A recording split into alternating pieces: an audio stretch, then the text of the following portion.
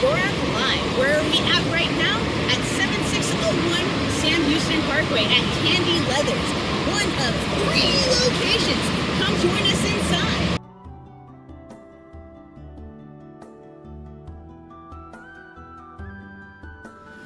Welcome inside Tandy Leathers. I'm here with our guide, Roxy, who's going to help us find the right leather for arm bracers. What type of leather would you suggest is best for arm bracers? To start off, it'll be a good 7 to 9 ounce on the lower end. If not, you can go all the way up to like a 8-9 ounce, somewhere around there at least. What is the 7 to 9? Is that like how much it weighs, or is that related to thickness? It's related to the thickness. Usually, typically, a lot of people do millimeters, but here in this store is ounces. Ounces. Is it more easy to understand with ounces than millimeters? For me, it is. So over here we have our double shoulders. They're 7 to 9 ounce. They are $79.99. Okay. And it's about 7 to 11 square feet. So you definitely could get a lot of bracers out of it, and or good practice starting point actually. I was going to say you could probably fit this around my entire chest piece. Funny enough, there was a piece that came in 2 holes, and when Alex was in here, tried it on as a vest. Pre-made vest. Yeah, You hear basically that? that's all it was. You can get pre-made vests with your bracers if you find the right piece. What is the largest piece y'all have? The largest piece that we have is a side, which is half a cow. Half a cow? Half a cow. Oh, wow. For anybody who doesn't understand, double shoulder just means like 2 shoulders of a cow. We also sell single shoulders. We have culadas, which is about the right underneath the shoulder down to the butt. Okay. Sides are pretty long. They're about like 9 feet, almost about the length of the table, and then tinted taper towards the end because of course it's the head to the butt. Wow. That is a lot of leather to play with. What kind of hardware would you need? So we have the leather, we know that we can get a giant piece and have a lot of practice. What kind of hardware would you need to be able to tie it together? It's all pretty much aesthetics of how you want to do it, because you can do with either, so you can just have the string through it, and you can just pull it, tie it in a knot, or you can do like the strap buckles on it as well. Okay. It just depends on how easy or how much more cooler and more simple. You also could just get like a wraparound and just call it a day too on the lighter end. So we can either go super complicated and brassy, or we can just get a wraparound. Yeah. Man, You can get a wraparound. for all sorts of larpers, you can be complicated or you can be simple. It's Your all choice. aesthetics really. I love that. Let's look at some hardware. Yeah. If you're adding any like straps or anything to it and you don't want to stitch them on, you could always use like rivets to attach them on. Okay. We have a wide selection. Got rapid rivets, which are pretty on one side, and then we got your double cap rivets, which are pretty on both sides, is how I used to describe them. And then we got your typical grommets. If you want to do the whole facing technique, grommets have a front and back plate that holds it better because there's a lot of tugging on it, so you definitely need that. If you know you're more on the I know how to take care of my stuff side, eyelets are also pretty good. And they're just think of them like your shoe eyelets, so they're just simple, they don't have a back plate or anything like that. Okay. So just different ways to poke holes in your leather and keep it tearing like the paper in your binder from grade school. Got it. Because like anything else, like over time, leather will stretch. So you definitely want to keep the holes in line. Makes perfect sense. Keep it tight, keep it small. Got it. So let's just say like I don't want to waste time lacing up because I'm by myself, and doing that one-handed is hard, and I have a little bit extra money to spend because obviously I'm by myself. So like, what options do I have where I don't have to tie? We do have the buckle option, and just depending on the size of your strap, we have different size buckles for your bracer.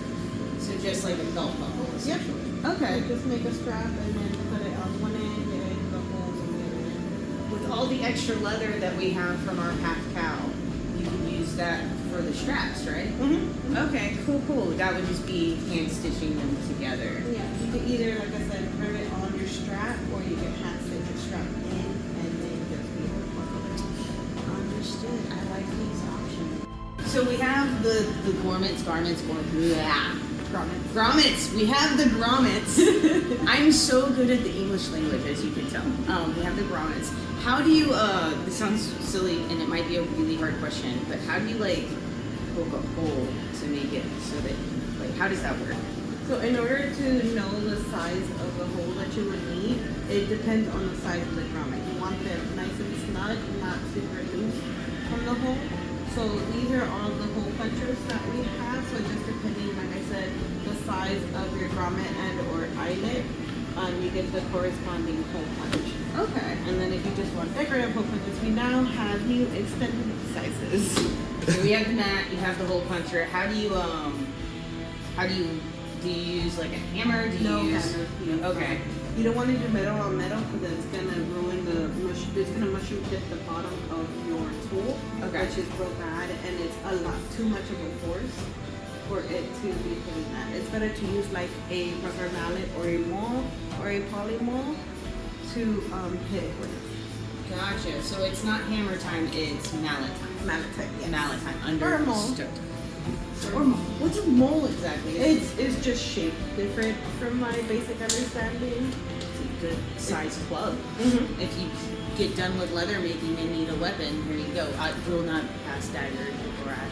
There is lots of weights to it too. So just if you're dainty, you can get a heavier one, or if you are already all macho, whatever, you can get one of the lighter ones. Okay. So size and weight does matter. Mm-hmm. You have to put more force with the lighter ones. And typically, yeah. Okay, I need a heavy one. I'm tiny. So with leather, I know we can go all natural, but is there like if I want to be a purple warrior, is there an option for that? Yes, there is actually. Right here is where all of our dyes and finishes and antiques and leather care products are at. If you're doing like purple, we do have it more in the EcoFlow section over here. The deep violet's real pretty, got the little sample cards up there. EcoFlow is water-based. Okay. So meaning it doesn't seep as deep into your leather compared to your Savings brand, which is like an oil base. Okay. That seeps deeper into your leather. Flow dye just has more oil and pigment based, I believe. And then just a regular leather dye is powder based. And it has more alcohol, so it dries faster. Most important question: what's your favorite color? Mine from here, it would be the purple. I'm a great guesser, man. It's a great color. Purple warriors all Yeah, the way. the deep violet and the EcoFlow is really, really pretty. Those are the only purple. The one that's really magical is our freaking EcoFlow up here, the water stain brand. Okay. Because that purple, which I have right now, for some reason comes out like galaxy colors. It actually like looks like it's like the red and blues that make the purple is separate, so you have to like actually layer it on over and over again in order to get the pretty purple. Okay. Okay. Yeah. Can you mix colors when you want to kind of make your own color? Stay with brands. Stay with brands, If okay. you're going to do any mixing, definitely stay with brands. We do offer mixing jars down here, or if you have your own typical mixing jar, it's fine. And these need a finish. So once you're done dyeing and letting it dry, you have to seal it when you want it not so shiny. The leather's on the bottom wax, you can buff it to no shine, or the super sheen is down there at that end. Okay. The super sheen right here makes it shiny. Okay. So shiny or dull. Personalized. So this is basically where you take a standard piece of leather and you make it your own, right? Mm-hmm. Baller. That's what we're looking for.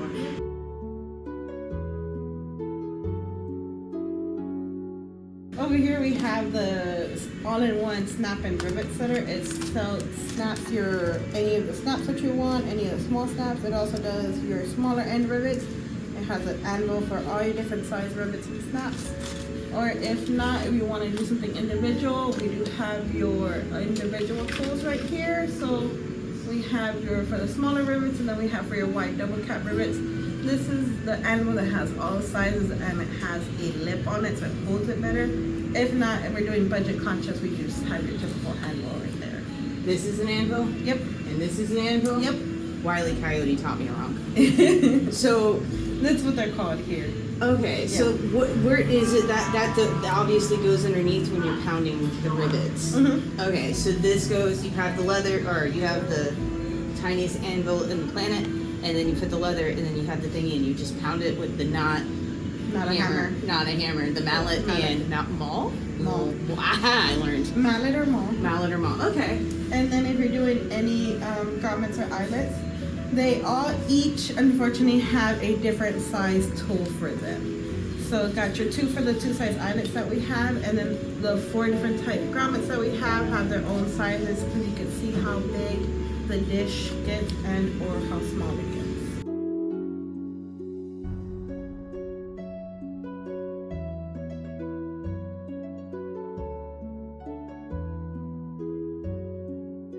My first question, I'm going to tell you right now, is where's the compliment? There. Oh no! But you can use it if you have one lying around. You can. This is a palm one. Okay. You just push it through. Unfortunately, we only have a right-handed one. Lefties, I'm sorry. It's not my fault. Okay, so we have string. I know what this is. This is familiar from sewing. What kind of needles do you need to stab through leather? Like the bigger the better?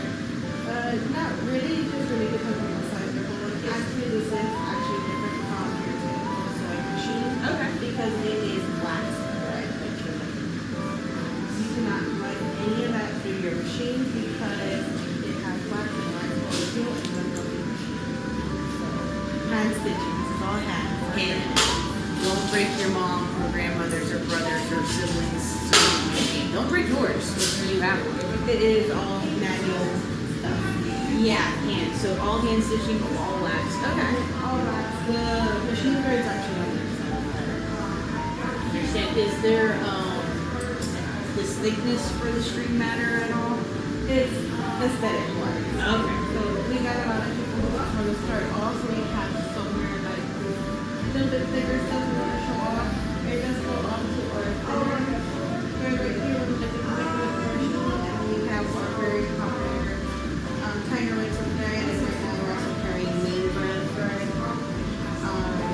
These are our, like, the Tiger Rings is a light wax polyester thread. So it's really good when you use the for machine thread. It's not lifting, it's also pretty good. I feel you can feel the wax actually. It's kind of texture weird. The one that I hate the most is that one in the corner because it's heavy wax. It's really heavy wax. Oh, you can feel it through the plastic. Yeah. It feels like. It's crazy. Oh no, that's all. Every time someone grabs it, I'm like, no, please put that back. Don't do that to yourself. Really don't. Okay, straight up. Why are there dinner forks in there? These are our diamond stitch hole punchers. These are the higher end ones. These are like made with high-end steel. Okay. Yes, it does have a limit of how much leather it can punch through. So if you are working with thicker arm bracers, you might as well use a sewing machine to like sew it through, and or get a drill with a really, really tiny little drill bit to make your own holes. What's a diamond stitch? And the way that it punches, it makes a little diamond shape. I understand. That sounds. Okay, and That's the granite block that you use if you want to do any stamping work on your bracers. okay. And then here are the economical ones that I was telling you about. Okay. Makes sense. You just On your board, not wood. not what Not here. not the granite because it Yeah. would just You'll just break. flatten them out and then you won't be doing them. And then back here where I was telling you about the different size, other types of mallets that we do have.